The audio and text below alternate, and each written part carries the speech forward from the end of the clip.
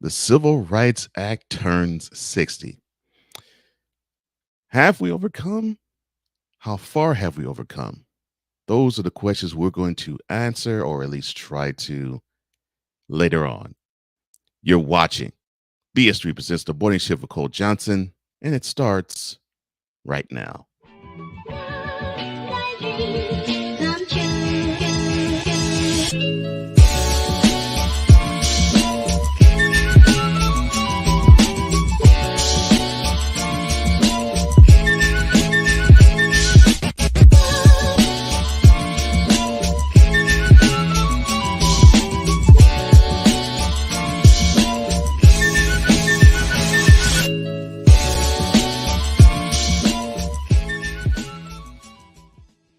Well, good morning, Shifter. It is Wednesday, July the 3rd, 2024, and welcome to BS3 Presents the Morning Shift with Cole Johnson. We are live on BS3TVLive.com. We are live on the BS3 Morning Shift, Cole Johnson's YouTube channel, and we are live on the Real Wise Radio Network. And for the next 60 minutes, sit back and relax as we get and keep you informed, enlightened, educated, engaged, and spiritually fed. Along with celebrating the landmark of the Civil Rights Act, we will touch on the phenomenon of black barbershops that we have heard about hair salons and how wonderful an experience it is for women. How about barbershops for black men? How is it for them? And how is it for me? We'll also touch on fatherhood since we're dealing with black barbershops in Lighting the Way. That is for later, but for now, let's start you up, shall we?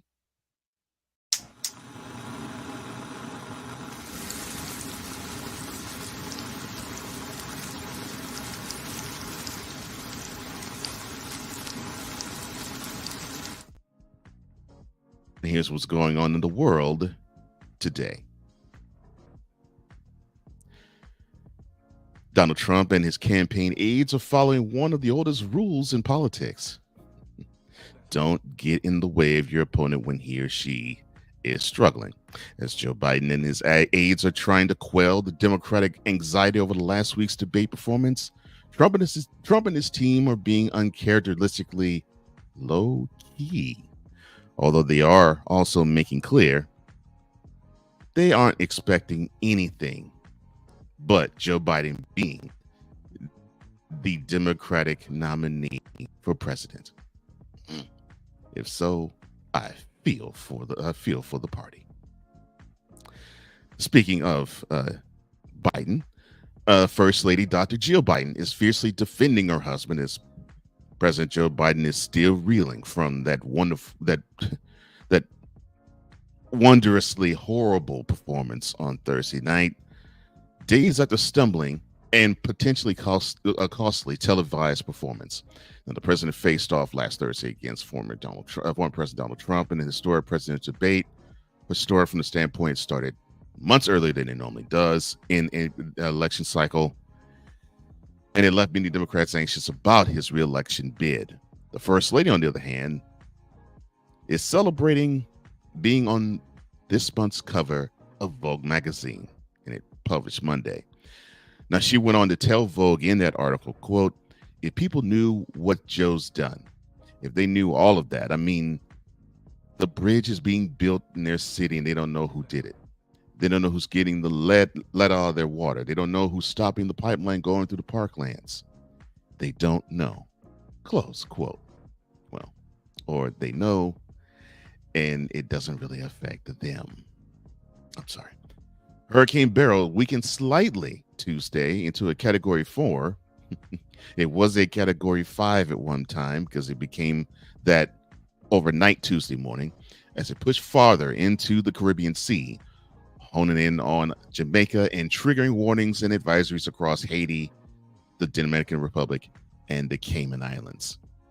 Beryl made landfall on Caracal Island in Grenada as Category 4 on Monday, with 150-mile-per-hour winds, causing at least 3 deaths and devastating Grenada and St. Vincent and the Grenadines. The fast-moving storm then regained strength over the Caribbean Sea, and again, Monday night, it became the earliest Category 5 storm on record. Hmm. National Hurricane Center said that its 5 p.m. advisory that day that Beryl had maximum sustained winds near 155 miles an hour. Now, for a hurricane to be Category 5, the winds would have to be at 157 miles per hour. Just 2 miles per hour before the Category 5 threshold, and down for the 165 mile per hour winds earlier in the day. But forecasters say Beryl will remain a powerful hurricane this week as it moves on a west-northwest path at almost 22 miles per hour. 2 teenagers were fatally shot and another child was injured Tuesday in an Atlanta neighborhood, authorities say. They said the shooting happened in Oakland City. That's a neighborhood in southwest Atlanta. Someone called the authorities to the scene around 12:30 in the morning, and the police department in Atlanta said on Facebook officers found 3 victims inside an apartment complex stairwell. Those victims including a 13-year-old, 2 13-year-olds, and a 12-year-old. The Fulton County Medical Examiner's Office identified the 2 victims. The names we will not release. A bear was captured in northwest Los Angeles on Tuesday after roaming the San Fernando Valley for a day. The adult female black bear was tranquilized in Chatsworth about 11 a.m. local time after climbing a tree in an industrial section of the neighborhood. According to the California Department of Fish and Wildlife officials, local television stations reported the action as well, and it drew a small crowd. The department borrowed mats from a local gym to ensure the bear fell safely. Young Thug's racketeering trial has been put on hold indefinitely. The winding legal case ongoing since the rapper's indictment back in May of 2022 has ground to a halt in Fulton County. Judge Gerald Glanville was accused of misconduct, according to the New York Times and BBC. On Monday, the judge agreed to send a motion for his recusal from the trial for another judge to weigh in, and that the trial would remain in recess until then, the outlets reported. Thug's defense attorneys have claimed the judge held an, quote, improper, close quote, meeting with prosecutors and a lead witness. Glanville has denied multiple motions for recusal in the past few weeks. Jurors have not heard arguments for 2 weeks, the Times reported. More than a year into her summer carnival tour, Pink is hitting pause due to an unspecified health issue. The Grammy-winning pop star announced Tuesday that her show scheduled for Switzerland in Bern is canceled due to doctor's orders. She wrote on Instagram, quote, I am so sorry I've had to cancel my show in Bern this Wednesday. I do everything I can to ensure I can perform for you every night. But after consultation with my doctor and exploring all options available, I've been advised that I am unable to continue with the show tomorrow. And I was looking forward to being with you and making memories with you and sharing our show with you. And I am so disappointed that we have to cancel. Sending love and health to all of you, and I hope really soon to see you again. Close quote. Oprah. Well, she's looking back on the moment that she was body shamed by the late Joan Rivers on national television. In an interview on the Jamie Kern Lima show, the 70-year-old media mogul reflected on her 1985 appearance on the Tonight Show where Rivers guest hosted. And she told the emerging, then at the time, daytime talk show host that she needed to lose weight, saying, quote, we're supposed to be talking about the great success of this little talk show in Chicago that's beating Phil Donahue, and Joan Rivers turns to me and says, tell me, why are you so fat? On national television. And I don't know what to do with that. Close quote. Well, she was reflecting on a moment Joan Rivers body shamed her on the Tonight Show. And during that late night appearance, which was Winfrey's first appearance on the show, Rivers asked her how she gained the weight, to which Winfrey responded, I ate a lot. Joan went on to say to her then, quote, you shouldn't have let that happen to you. You're very pretty. I don't want to hear it. You're a pretty girl and you're single. You must lose the weight. Close quote. Now that doesn't sound condescending, does it? Jeez.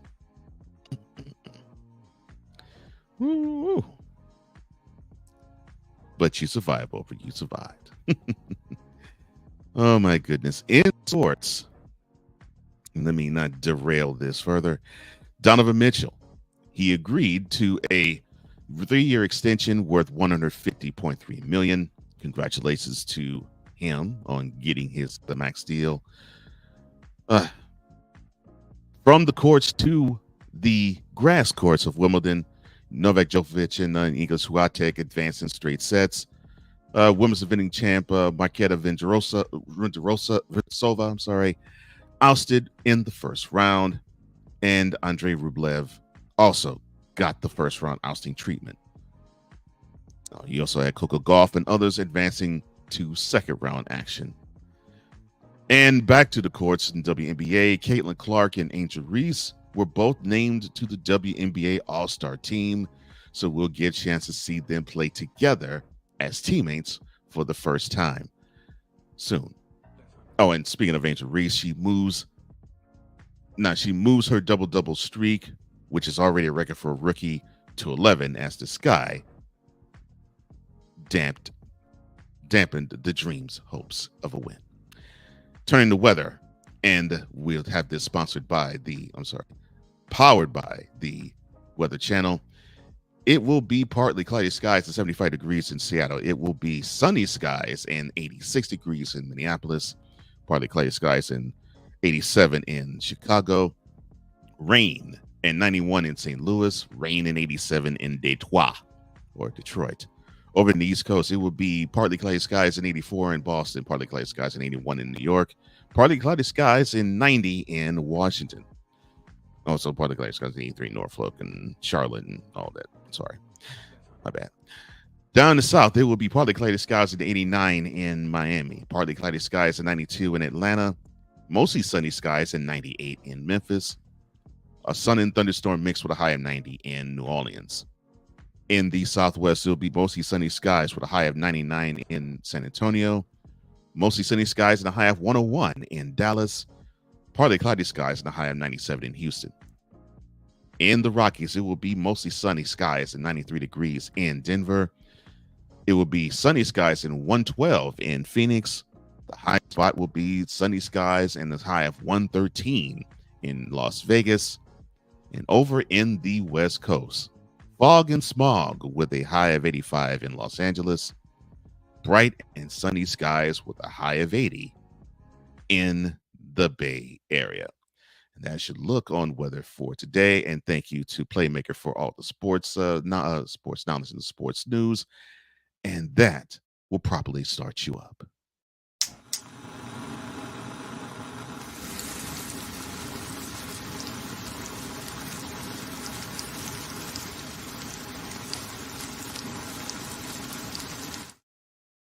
Coming up later, as we celebrate, commemorate, or probably even ruminate on the fact that we are celebrating the 60th anniversary of the Civil Rights Act, have things changed for the better or for the worse? We'll discuss that then, and later we'll discuss fatherhood in Lighting the Way and what it says, in particular about one of the scriptures. But coming up next, the beauty and the grounding of the Black Barbershop. You're live listening to BS3 Presents the Morning Shift with Cole Johnson on the Real Wires Radio Network. You're watching it live on BS3TVLive.com. You're also watching it live on BS3 Morning Shift Cole Johnson's YouTube channel. We will be back right after this.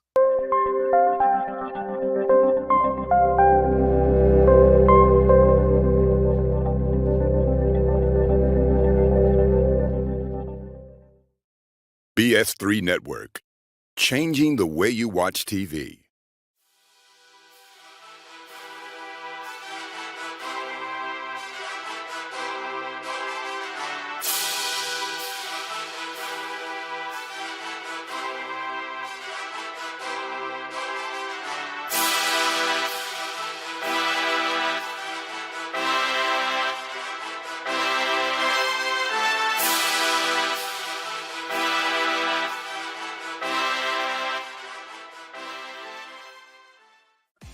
Drew Willingham.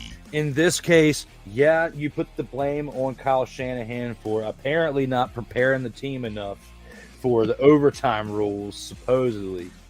Cole Johnson. Peyton was considered the winner, and he was the darling of all darlings for Gerald. With a special appearance by Tyrone Alizé McDummy. Ain't nobody calling me. Text. Delete!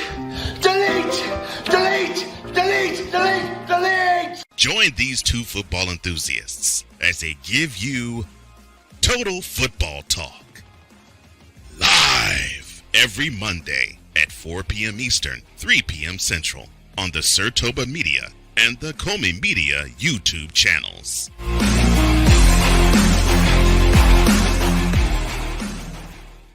The moderator. As woman, you can't be too friendly because the minute you're friendly, then they think you're flirting. The level head. I think so that thing is over. So I'm not looking at men like that anymore. The truth slayer. Okay, what in the HPV yeast infection is going on over here? The X Factor. So I'd rather you tell me everything up front and let's start fresh. The intersection of life and spirituality never sounded this good. BS3 Network proudly presents Life Happens. Live every Wednesday at 8 p.m. Eastern, 7 p.m. Central.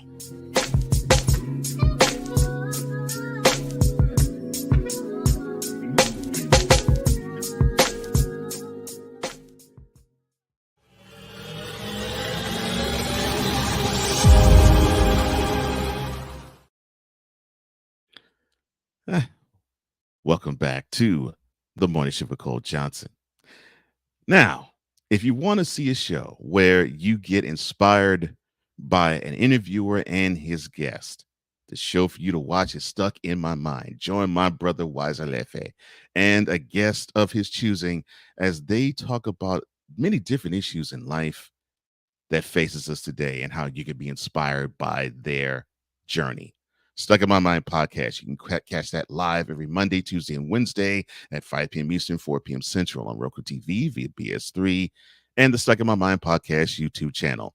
That's Stuck in My Mind podcast. That is live every Monday, every Tuesday, every Wednesday at 5 p.m. Eastern, 4 p.m. Central on Roku TV. Just hit that BS3 logo on the Roku TV app, BS3TVLive.com, and the Stuck in My Mind podcast YouTube channel. It is a wonderful, wonderful day, isn't it, Shifter? I'm so glad that you're here with me, and I'm glad I'm here with you. You're a blessing, and I hope I'm a blessing to you. And also blessings to me, Shift Nation. Let's go to them right now. Cool McCaney says, it's time. It's time. It's Shift Nation time. Thank you for the call out to the late, great Vader. I haven't heard that in a minute. Ryan McCarthy. Good morning, sir. He says, good morning, fellow shifters. Wonderful show last night, sir. Oh, and speaking of shows, Cool McCain, the hardest working content creator I know. Yes, you probably caught him on Monsters of Wrestling Monday. You'll catch him tonight with Eagles Elite. And I know you're saying, wait. The NFL season doesn't start for another couple of months. At least the regular season doesn't. My man does Eagles Elite all year round. He is an Eagles fan, but he's an Eagles observer. I should actually say that more importantly. But yes, you can catch it tonight, 8:30 p.m. Eastern, 7:30 p.m. Central. If you're an Eagles fan, definitely flock to that because you will get the truth, the whole truth, and nothing but the truth. So help an Eagles fan. And then there is Friday evening, 7:30 p.m. Eastern, 6:30 p.m. Central, the Play Caller Sports Talk. I told you, busy man. My TFT brother, Drew Willingham, says, let's see TFT in the spotlight green background promo. Like Cool said, it's time. Well, and for those who are unaware, this is what my brother is talking about. This wonderful design that you see right here. Yeah, it is reserved basically for BS3 programming. So hopefully, Total Football Talk will be amongst the programming on the BS3 network. And maybe that'll happen sooner rather than later, but let's see that happen. But that is what my brother was talking about. Now, on to the show. Snowman, he says, yo ho ho, and a cup of iced coffee. Chef the Showman, chef checking in from Indianapolis, Indiana. Hope you're doing well. Well, I'm doing well. I hope you're doing well. I hope everything is well with not just you, but your folks in Indy. And speaking of doing well, so you are a black man and or you could be any man, but definitely in the black community, it's something that's treasured. In any barbershop, you get the feeling, as men of needing to unwind, needing to be around others who can relate to uh, your struggles, your pain, or even your successes, and you want to share in your wins even. And sometimes it's quite difficult to share in the wins the way you would like to with your offspring and your wife. Let's be honest. Sometimes it's hard to share that in that way. Like for example, in my own home, it was hard for me to celebrate the fact that I'm a Texans fan.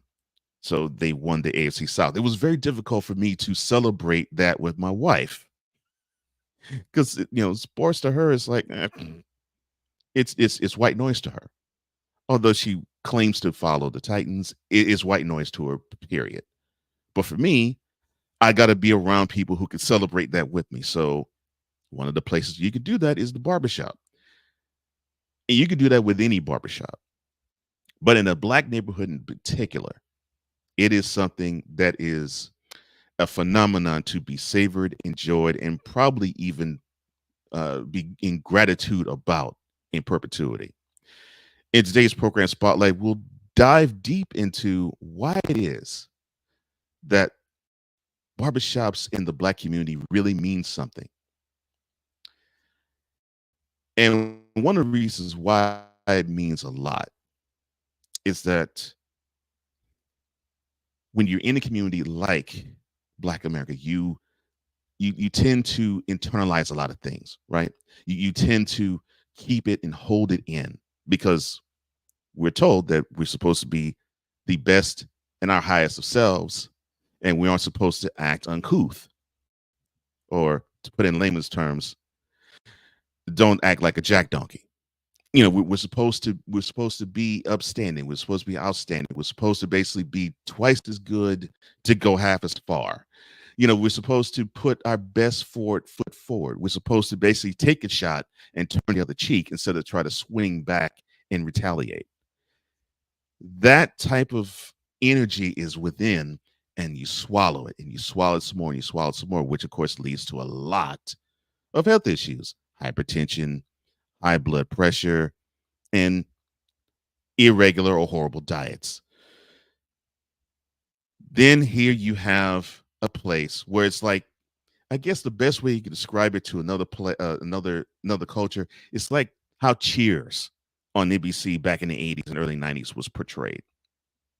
Neighborhood bar in Boston, and you had everybody from all walks of life that basically, to me, had portrayed 208 times the song Piano Man by Billy Joel, where it just was like all people from all walks of life downloading. Well, that is what the Black Barbershop is, and that is what it means to actually be in it.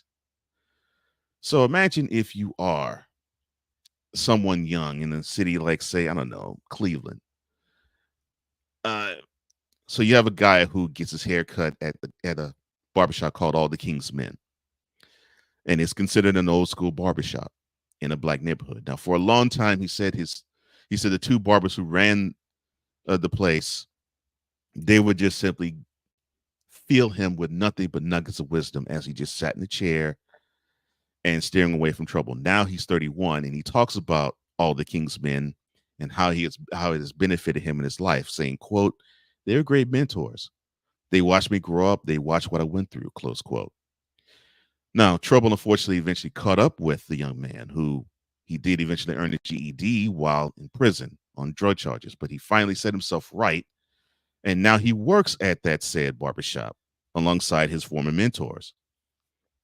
And now he's settling into a role he knows so well, and that's listening and advising the youth and others around his age as well as hair is about to be cut.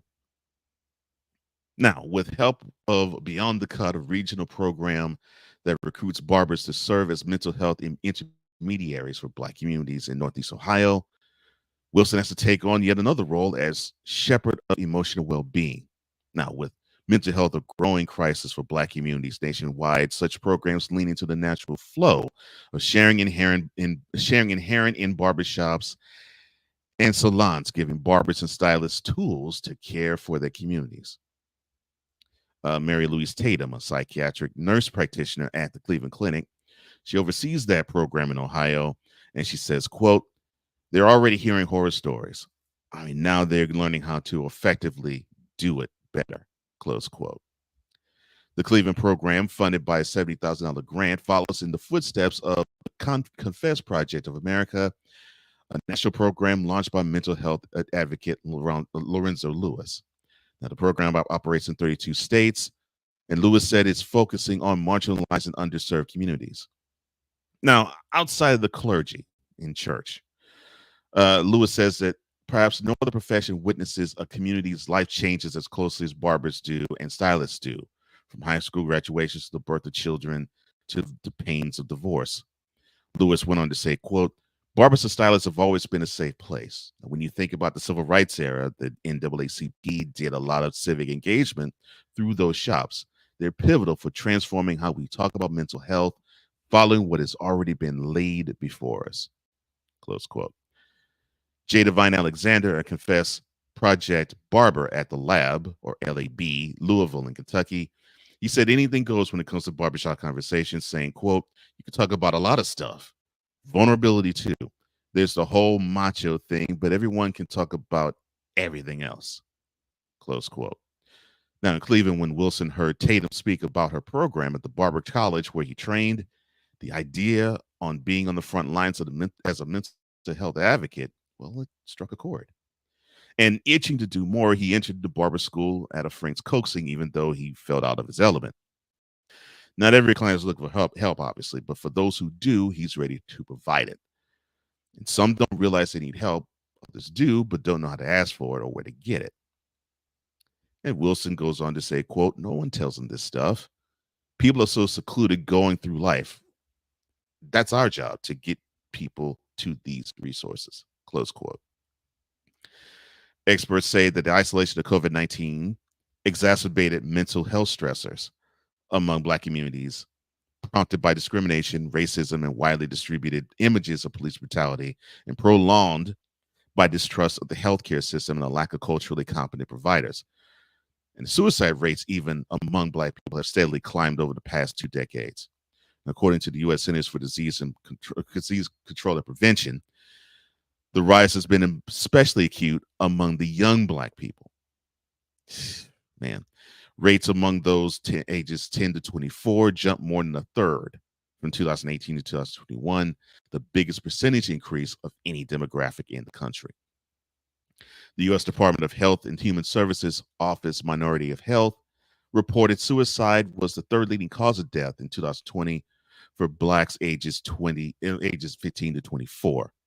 Overall, rates among Black men were 4 times as high as those Black women. Meanwhile, Black people below the poverty level are twice as likely to report serious psychological distress compared to those with higher financial security. Now, among the challenges is the community's longstanding stigma around mental health care. Just 1 in 3 with mental illness receives treatment, according to the National Alliance on Mental Illness. In Cleveland, blue collar as it is, where Black people comprise nearly half the population, Tatum said admitting social distress can be seen, well, and probably still is seen, as a weakness. Suicides, she surmised, were already on the rise before the pandemic, saying, quote, "When people think of mental health, it's something that's taboo," close quote. Such thinking, she says, impacts beyond the emotional health. Lingering stress can increase hypertension and raise the risk of cardiovascular disease and even early cases of a lot of deaths. with suicide, of course, being on the prowl.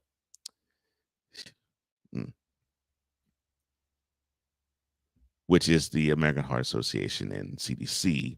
They both note both the plagues in the Black community. She went on, Stephen Scarver, a barber in Maple Heights, which is a suburb in Cleveland. He went on to say this way about the importance of barbers and barbershops in the Black community. Quote, "We learn to grow up learning to suppress our feelings and our issues. We deal with it through drug and alcohol use. We lash out in ways that are different. And I've seen so many friends and family members who don't even know they're depressed or that they have anxiety." Close quote. TM has heard about the success of similar programs elsewhere and thought, why not here? She found a local barber shop and barber college, and they were excited about having her pitch the idea to his students.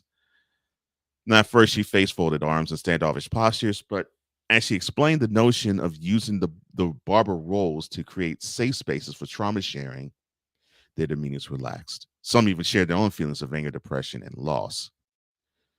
And among them was Scarver, who said he was diagnosed with post-traumatic stress disorder, or PTSD, after serving 6 years in the Air Force.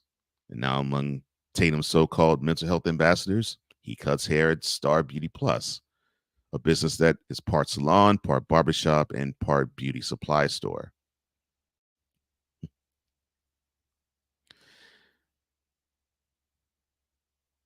Now in Louisville, we mentioned Mr. Alexander earlier. He said that his work with the Confess Project has informed his work with local youngsters. That he partners with schools, libraries, cutting hair while guiding kids through a curriculum that encourages them to express their emotions through music. It's a technique he found useful in dealing with his own anxiety during the pandemic when he created a song called Thoughts Out Loud. Quote, "You never know what's going on through that, and you never know who's going through what. You have to learn to navigate through and make sure they are okay." Close quote. And that's today's program spotlight. Now, if you want a program that would probably talk about mental health and all of that and how it would affect the Black community, I think this show will probably do it justice. Join my girl, Adrienne Shawan, my boy, Scotty Knox, and my boy, Eric Butler Sr., or Butler, as the three of them discuss all things life, relationships, and they even throw a little hip hop in the mix as well. Is it Wednesday yet? You can catch them live tonight and every Wednesday night at 9:30 p.m. Eastern, 8:30 p.m. Central on Roku TV via BS3, the BS3 YouTube channel, and the BS3 Network Facebook page. That is it Wednesday yet? You can catch that live tonight and every Wednesday night at 9:30 p.m. Eastern, 8:30 p.m. Central on Roku TV. Just hit the BS3 logo on the Roku TV app, the BS3TVLive.com website, the BS3 Network YouTube channel, and the BS3 Network Facebook page. Coming up next, the Civil Rights Act has passed its 60-year-old threshold. Has life changed for the better, the worse, or has it changed much at all? You will watch it. BS3 presents The Morning Shift with Cole Johnson on BS3TVLive.com. You're also watching it live on BS3 Morning Shift, Cole Johnson's YouTube channel, and you're listening to it live on the Real Wise Radio Network. We'll be right back right after this.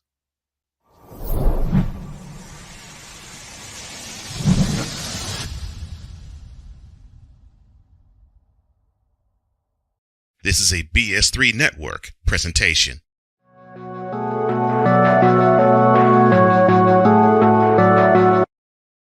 I want to do a TED Talk, but I don't have anything to talk about yet. I'm getting there. Life is for the living. We're not here that long. You can learn anything you want to learn without any money spent. What do I really enjoy? What do I really want out of life?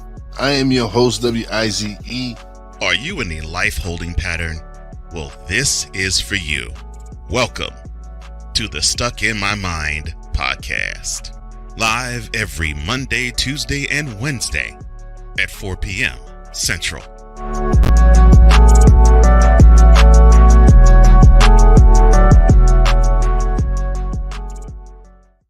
it's the men's college game. The way that this season has been going, yeah, anything is possible. The women's college game. And how passionate Angel Reese was at that press conference. They got their mojo now. The WNBA. AJ Williams, Brianna Stewart 1-2, followed by Brittany Griner, Aaliyah Boston, Jackie Young. Or the NBA. The Lakers had a 0.8 chance of winning. And then what happened in the fourth quarter? LeBron James by himself outdid the Clippers. You will get any and all of the information right at your fingertips or your earlobes.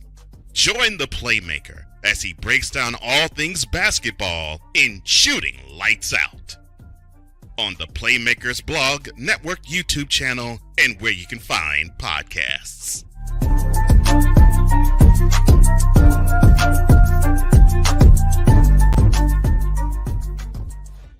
This is a BS3 Network presentation.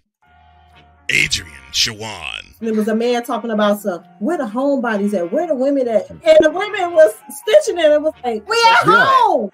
Scotty Knox. Another pet peeve of mine, right? First date, if you show up with the ponytail that come out at the top of your head, it will not be a second date. Butler. I want people to think independently and freely. She's not. $100 for lunch. I almost got up and walked off. A show that asks only one question. Is it Wednesday yet? Live every Wednesday at 9:30 p.m. Eastern, 8:30 p.m. Central. See everybody talking like they doing what we doing, but these brothers is rare and they ain't moving like we moving. And everywhere we go.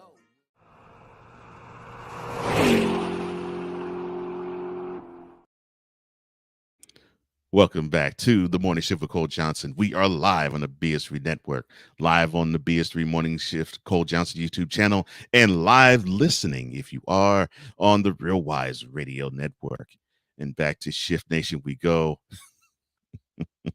Ryan McCarthy says, worship alert, laugh out loud. Okay, so for the Real Wise Radio fam. So there's a commercial called Shooting Lights Out that I had the privilege of producing for Playmaker. And there is a part of the commercial where Playmaker talks about LeBron James by himself, or he actually says by himself, bringing back the Lakers from a 21-point deficit early in the fourth quarter to a victory. And so there's a bit on the screen where I actually put in flashing letters, worship alert. Ryan caught that and he had to give me props. So thank you, sir. I appreciate that. You weren't really supposed to notice that. That was supposed to be for Playmaker's eyes, not everybody else's, but don't tell him. Oh, having fun. And as you can see, look, my brother Ryan McCarthy, well, we're brothers in so many different ways. We're brothers in being fellow Americans. We're brothers being fellow Christians. We're brothers being human beings who are walking through this earth and traversing the planet as equal citizens. And why am I saying it like this? Well, there was a time where that wasn't considered the case. There was a time that Ryan was considered one thing and I was considered another. But there was supposed to be an act that was signed into law. The anniversary of it actually was yesterday. And we celebrate, commemorate, or even ruminate its 60th anniversary of the Civil Rights Act. And in today's cover story, we'll touch on how things have improved, how things maybe have been set back, and where we stand now. And do we need an updated Civil Rights Act? Yeah, I think that's where we'll start. Do we need an updated one? It's been 60 years since the Civil Rights Act was signed into law. Now, understand the landscape for those who have a hard time picturing it. Across the country, civil rights groups, scholars, and others have commemorated the landmark law with panels, comprehensive reports, and rallies. Many have cited its impact on other federal laws that came in its wake. Like one of them including protecting the right to vote for all citizens, which that was actually the very next year, and another banning discrimination in housing. Melanie Campbell, the president of the nonpartisan National Coalition on Black Civic Participation, said, quote, it propelled a movement that was able to make major civil rights gains, close quote. The law outlawed segregation in public places and banned employment discrimination based on race, color, sex, religion, or national origin. Mark Morial, the president of the Urban League and the son of a New Orleans mayor, he called the law transformative. Went on to say, quote, it's not only just changed the arc of Black people or for Black people, it's changed the arc for women and for other people of color in a profound way, close quote. Now imagine a sweeping set of laws ushered in that extended lives, improved educational success for children, and helped people get better jobs. Now we'd not only celebrate it, we would protect that. Well, the Civil Rights Act is that law that we have even to this moment. Civil Rights Act of 1964 added years, literally about 3 to 4, onto the life expectancy of Black people when healthcare had to open its once segregated doors. More Black students saw their education improve while white students continued on the same trajectory, and helped to reduce, quote, intense segregation, close quote, schools with about 10 or less percent white students of Black students in Southern schools from 78% in 1978 to 24% in 1988. Now, thanks to employment protections, Black job opportunities, while still far from sufficient, have me say that 4 or 5 times, got significantly better with less of a wage gap and less of an employment gap. Instead of seeing tremendous advancement that the law with lots of legal and community activism has produced, federal courts and right-wing advocacy groups are attacking the gains we've made by using division rather than multiplication. Now, we should multiply its use rather than divide people by claiming what is good for people of color is bad for people who are Caucasian. In moments like these, it's hard to not but think of my family. You know, for me, I'm the first of my own to graduate from college. Yeah. Now, my mother came close, but didn't. My father didn't even graduate from high school. My grandmother graduated from high school, but that was it. But the rest in my chain didn't graduate from college. I'm the first to have a college degree. And it's amazing when you think about that. You know, progress is simply not the progress sometimes is simply not possible, but we're living proof of it. You know, our ancestors were jailed, they were beaten, they were bled, sometimes to death because they knew a better future was worth fighting for. They would be proud to see us standing tall today, but they would remind us that the work is not over. And today you have bullies who want to strip us of our hard-earned freedoms and roll back progress. And as we mark 60 years since the Civil Rights Act of 1964, we must honor those who came before us without exception. Now, there's many others who are in our community who are trying their best also to show that, well, it's not just a black-white issue. The League of United Latin American Citizens, founded in 1929, is the oldest Latino civil rights grassroots organization in the U.S. Throughout our history, we have significantly influenced legislation on education, immigration, military issues, and gun safety. So on the 60th anniversary of the Civil Rights Act, we were reminded of the work that they have done and how it is ongoing as well. Now, as we see an unidentified sea of individuals crossing the border from all over the world, We continue to urge government leaders for immigration reform for those who left their countries of origin and who have no rights there, and now no rights here. It is their mission to contribute to the American fabric as they remain committed to the American dream. Now, when the Civil Rights Act was invoked 60 years ago, it was inscribed by Dr. Martin Luther King Jr. as the Second Emancipation. Now, the first one, the Emancipation Proclamation, was 101 at the time years old by the time they signed this one into action. The act banned segregation, barred discrimination by employers and labor unions, and gave way to the formation of the EEOC, and paved the way for passage of the Voting Rights Act of the next year, Fair Housing Act of 1968. Unfortunately, though, there's some forces currently at work, and they still are trying to undo the mighty work that has been done and the pavement that has been laid for harmony to exist between all cultures.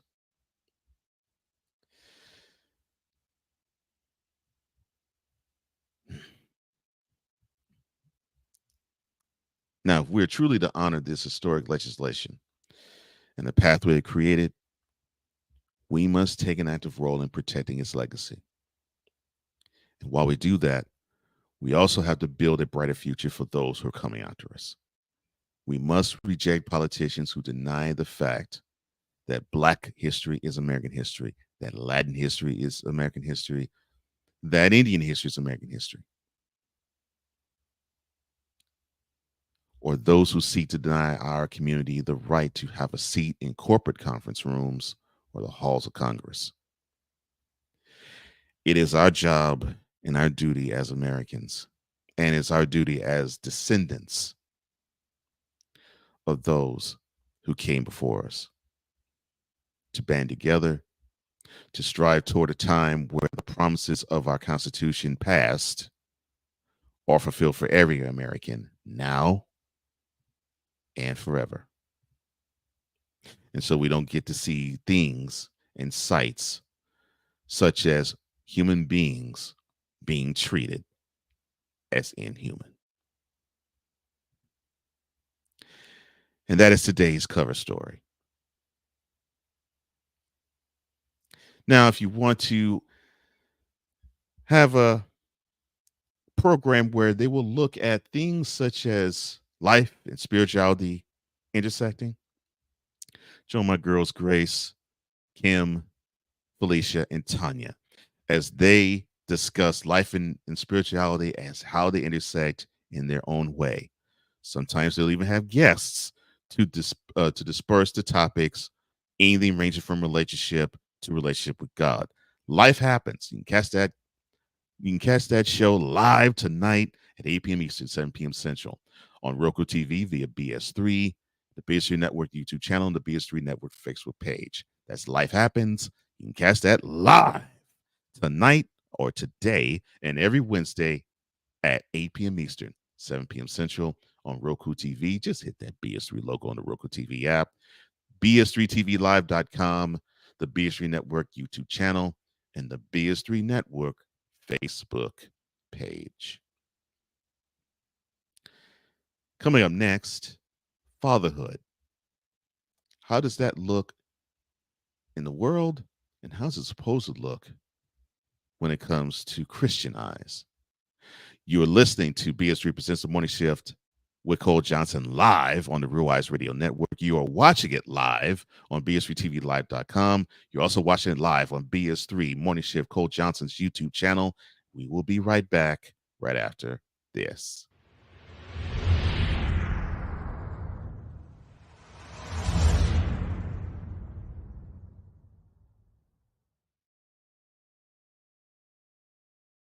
Join the transporter to Hades. Your butt and gut becomes one. Join the reformer of hooker whores. This is my daughter, Placenta Booty Johnson. Join the bronze car. Whenever you are in distress, take off your baseball cap and throw it in the air. Join your very own superhero of broadcasting, Chris Bass. So whatever color crown they get, they palm it and do 2 circles, and that translates to, I can be the black people. As she takes you through the week's paces in Baseline. Live every Saturday at 8 a.m. Eastern, 7 a.m. Central, No, Pacific Time Zone people, just stay asleep when this is on live and just catch the recording. Oh, I'm sorry. Exclusively on the Chris Bass YouTube channel.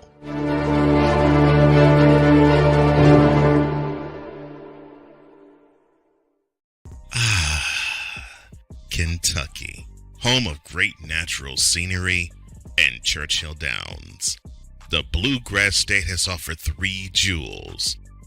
The University of Kentucky. And the Kentucky coronation is complete. Terry Brown.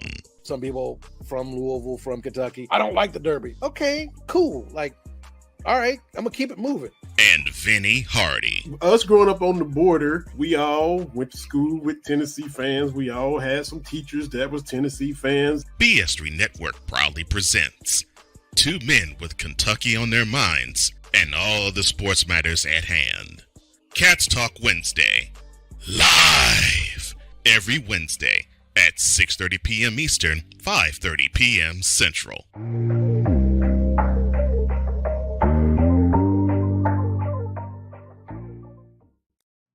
Are you looking for something to do on your lunch break?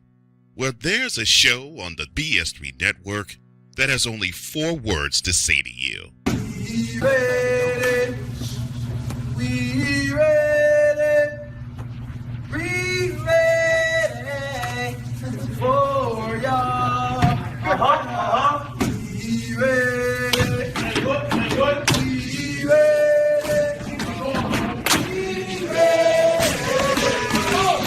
for y'all.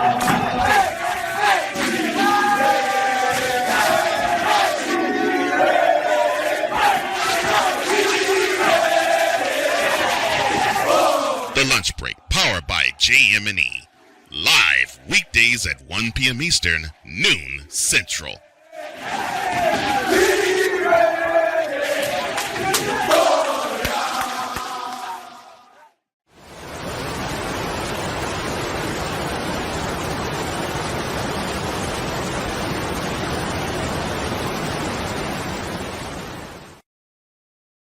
And welcome back to the Morning Shift with Cole Johnson. We are live on the Real Wires Radio Network. We are live on BS3TV.com, and we are live on the BS3 Morning Shift Cole Johnson YouTube channel.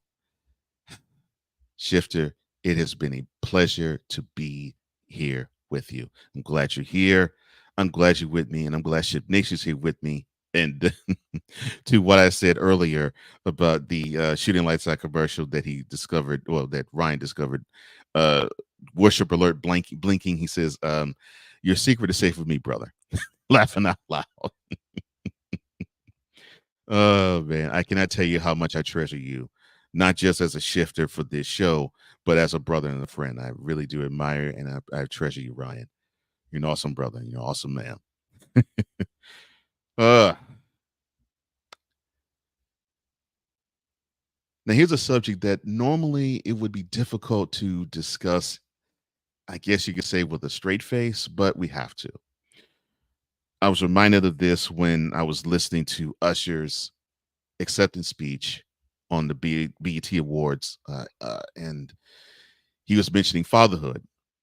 And I'll go a little bit further into detail about that in Lighting the Way.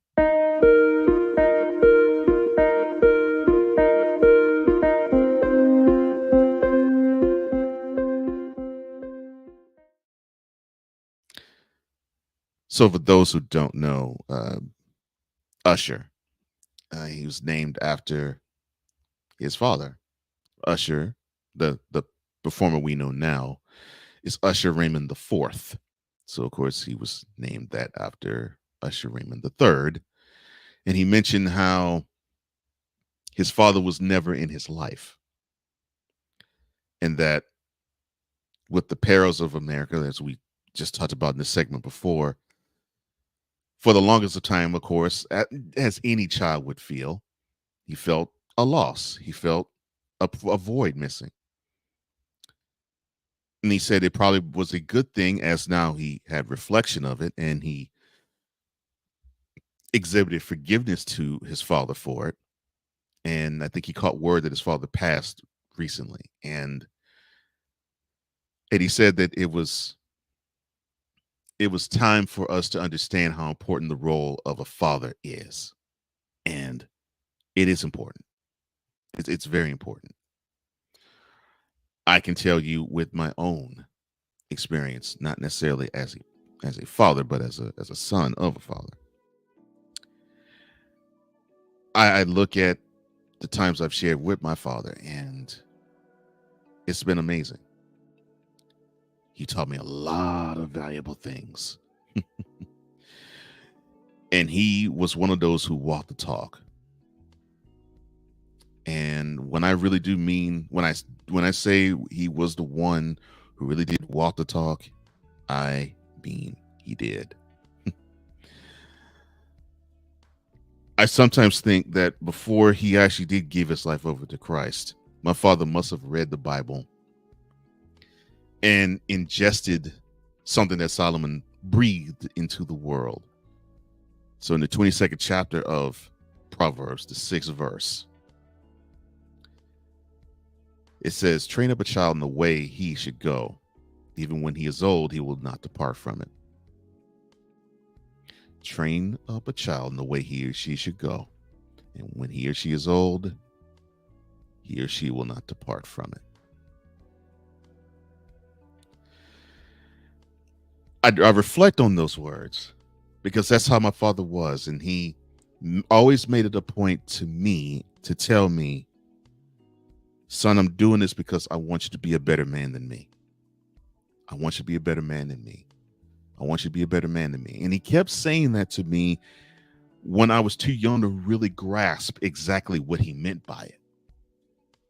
But of course, as I got older, I understood it and understood it better and understood it better and understood it better to the point where I now get it. I now get why he wanted me to be better than him. And I put better in quotations. It's because he wanted to impart, this is the road I took. I want you to take a better road in life. And so that when it be my turn to be a father, I'd do the same thing to my son or daughter. I took this road in life.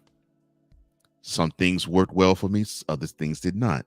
But in this road that you take, I want more things to work better for you. And that's an important lesson to learn, to grasp. So how should we train up our children as fathers? You got to understand that your children are sponges. They will sop up everything that you impart upon them. And I mean everything. The things you teach them and the things they observe and you don't teach. An example would be my father had the propensity, and probably still does, but not as much, but he had the propensity to eat pound cake with a knife. And sometimes not just a butter knife. He would actually do it with a steak knife. And I tried that one time. Thankfully, I didn't cut myself, but I decided not to do it. But I observed, and I wanted to do like my father. And we all are like that. We want to be like our father, and like our mothers too. But we want to be like our fathers. So you want to make sure that their road is paved safer for them than it was for you. So what's the way they should go in life? That's one simple answer. They should go where Jesus is. They should be like Peter in the proverb, in the parable where the disciples were in a boat and Jesus walked out on water and turned to face him. And he's standing in the water. And Peter, being the bold, brazen guy that he was, asked if he could walk on water. And Jesus just said, come. And Peter started walking. And he actually walked on water until he realized where he was, and then he started to sink. That is where we should direct our children to where Jesus is, to train their eyes to him. And while we teach them to train their eyes to him, we should train our eyes to him to show that example right before their very eyes. So what does a child train in a way that he or she should go look like when they're old? I'll tell you what it looks like. So I'm very close to my mother-in-law. And when I mean very close, I mean I really do regard her as like a second mother. Now, she won't take the place of my mother, but she's imparted a lot of knowledge upon me like a mother would a son. And one day she was hurting, and this is about last year. She was hurting severely. And she was hurting so bad that she cried out to her mother, cried out to God and cried out to her mother. You see, when we get older in life, we never stop wanting to hear those lessons that a wonderful parent, especially a strong, grounded, nurturing father, passes along to you. You will hear those lessons in your brain when they are here, when they are on the earth and you're on the earth, but you're in separate cities. And from what I have observed with my wife, my mother, my father, and even my mother-in-law, you hear those voices when they are gone too. And those lessons stick with you like glue to anything. That is what a child trained the way he or she should go would look when they are old. Because once you cry out to your parent, once you cry out to your mother, in the case of my mother-in-law, it was as if she understood. She snapped into, okay, well, Lord, you got to make sense of this. And she was taught that when she was young by both her mother and father. So when the scripture says depart from it, depart from what exactly, you might ask? It means not to depart from the road, not depart from the path.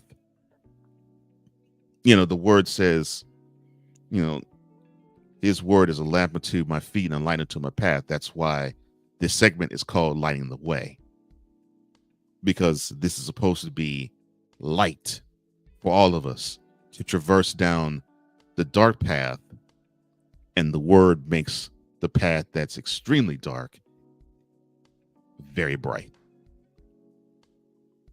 The Lord doesn't want us to depart from that road. He doesn't want us to depart from that light. He doesn't want us to walk in darkness. He wants us to be in eternal light, and he wants us to experience eternal life, and he wants us to understand that if you depart from that, it's a pain that you cannot describe. But when you don't depart from it, you can be that wisdom pole that we're supposed to be when it's our turn to dispense wisdom to those who are coming up after us. Now, I may not be a father, but I am a mentor, and I have a young man who's about 20 years my junior, and I did say to him recently, I said, if I were to have a son to be your age, I'd want him to act the way you would act. And he says, you don't know how much that means to me. You see, even if you are not a parent, you are responsible for the next generation and the generations that come after, because that wisdom that you learn has to go somewhere, anywhere. So why not get busy? And if you are not a father, be the father that they never had, because this young man didn't have that father figure. He had a grandfather, but he didn't have his father in his life. And he has gone so far as to say that I served as that role because I've known him now for about 9 years. The beauty of fatherhood is that you get a chance to witness what it is like to watch somebody grow and in many ways be better than you. And you enjoy that because the lessons that you're imparting upon him or her is going to make a better human being in this world, is going to make a better disciple of Christ, and it's going to leave a mark that's great, which has your imprints on it. Because remember, when we leave this earth, we're supposed to leave an impression. Why not make that impression good? Why not make it last? Why not make it everlasting? That's where you have to put the sprinkle of God in it. Because that means the world to those who are seeking life and light.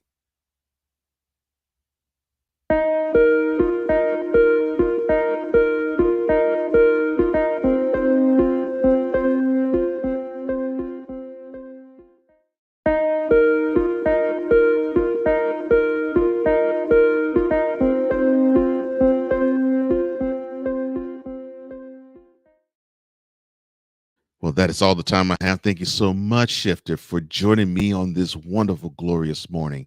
And if you want to participate with Shift Nation, all you have to do is go to the BS3 Morning Shift Cole Johnson YouTube channel, where BS3 presents the Morning Shift live with Cole Johnson every weekday at 8 a.m. Eastern, 7 a.m. Central. You will be able to comment, and I'll be able to engage with you as I engage with every shifter here every weekday, every broadcast. So that's all the time I have. Thank you so much for joining me on this wonderful, glorious morning. And I hope you've been blessed as I've been blessed.